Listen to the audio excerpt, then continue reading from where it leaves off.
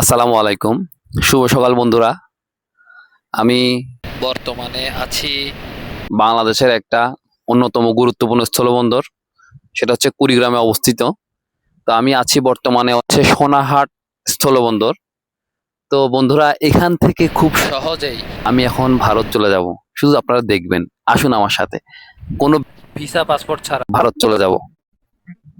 চলুন আপনাদেরকে আমার সাথে দাদাদের দেশ থেকে নিয়ে আসি। এই যে দেখেন, আমি আছি এখন বাংলাদেশের 1009 নাম্বার পিলারে। এটা হচ্ছে বাংলাদেশ।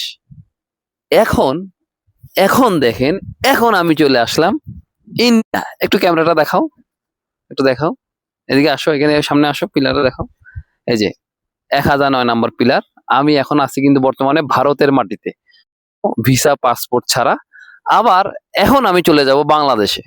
এই যে দেখেন, এই যে আমি এখন চলে আসলাম বাংলাদেশে।